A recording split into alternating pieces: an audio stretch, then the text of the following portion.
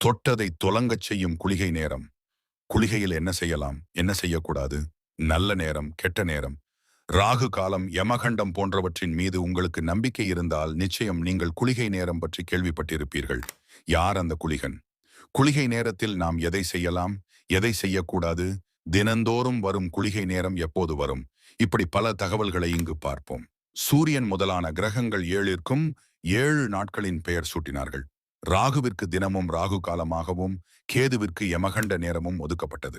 மாந்தன் என்பவன் சனி பகவான், அவனுடைய புதல்வன் மாந்தி சனி கிரகத்தில் இருந்து வெளிவந்தவர் என்று வேத நூல்கள் கூறுகின்றன. அவருக்கு குளிகன் என்றும் பெயர் உண்டு.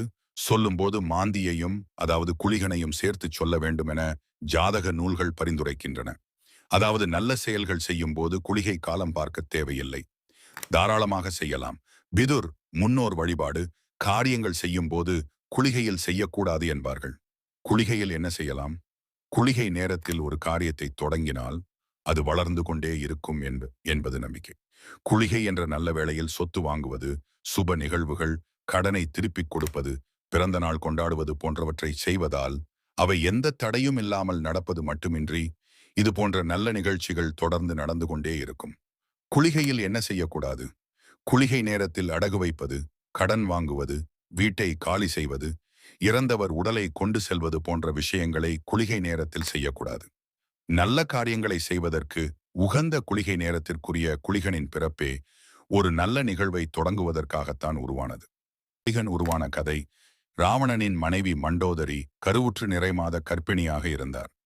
ராவணன் தனது குலகுருவான சுக்கிராச்சாரியாரை சந்தித்து எப்போது வேண்டுமானாலும் குழந்தை பிறக்கும் நிலையில் உள்ளது என்றும், யாராலும் வெல்ல முடியாத அழகும் அறிவும் கொண்ட மகனே தனக்கு பிறக்க வேண்டும் என்றும், அதற்கு என்ன வழி என்றும் கேட்டார்.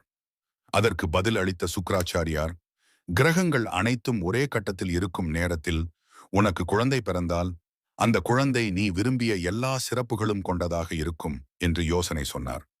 உடனே நவகிரகங்கள் அனைத்தையும் சிறைப்பிடித்து ஒரே அறைக்குள் அடைத்துவிட்டார் ராவணன். ஒரே அறையில் இருந்த கிரகங்கள் யாவும் தவித்துப் போயினர். இந்த யோசனையை சொன்ன சுக்கிராச்சாரியாரை கடிந்து கொண்டனர். ஒரே இடத்தில் இருப்பதால் நடக்கப் போகும் தீமைகளை எண்ணி கவலை கொண்டனர். இதே நேரத்தில் குழந்தை பிறக்க முடியாமல் மண்டோதரி பெரும் தவிப்பில் கிடந்தார். வலி அதிகம் இருந்த போதிலும் குழந்தை பிறக்கவே இல்லை. இந்த செய்தி நவகிரகங்களின் காதிற்கு எட்டியதும் அதற்கும் தாங்கள்தான் காரணம் என்று ராவணன் தண்டிப்பாரோ என்று அச்சம் கொண்டனர். இது குறித்து சுக்கிராச்சாரியாரிடம் ஆலோசனை கேட்டனர். இந்த சிக்கலில் இருந்து விடுபட வேண்டுமானால் உங்கள் 9 பேரை தவிர நல்ல செயல் புரிவதற்கென்று இன்னொரு புதியவனை சிருஷ்டித்து ஒவ்வொரு நாளிலும் ஒரு குறிப்பிட்ட நேரத்தை அவனுடைய ஆளுகைக்கு உட்பட்ட நேரமாக மாற்றிக் கொடுத்தால் உங்களுக்கு நன்மை உண்டாகும் என்றார். அவனை சிருஷ்டிக்கும் அதே வேளையிலேயே மண்டோதரிக்கு சுகப்பிரசவம் உண்டாகும், நீங்களும் விடுதலை ஆகலாம் என்றார். அதன்படி சனீஸ்வர பகவான் சிறையில் இருந்தபடியே தனது சக்தியால் ஜேஷ்டா தேவிக்கு ஒரு மகன் பிறக்க வழி செய்தார். குளிகன் பிறந்த அதே நேரம் மண்டோதரிக்கும் அழகான ஒரு மகன் பிறந்தான். அவனுக்கு மேகநாதன் என்று பெயர் சூட்டினர். தான் பிறக்கும் போதே நல்லதை நடத்தி வைத்ததால் குளிகன் நவகிரகங்களால் பாராட்டப்பட்டார்.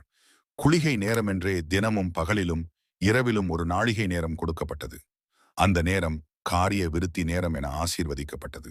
இதனாலேயே குளிகை நேரத்தில் செய்யப்படும் எந்த ஒரு நல்ல காரியமும் தொடர்ந்து நடைபெறும் என்று கூறப்பட்டது. குளிகை நேரத்தை அறிந்து நல்ல காரியங்களை செய்து வாழ்வில் வளம் பெறுங்கள்.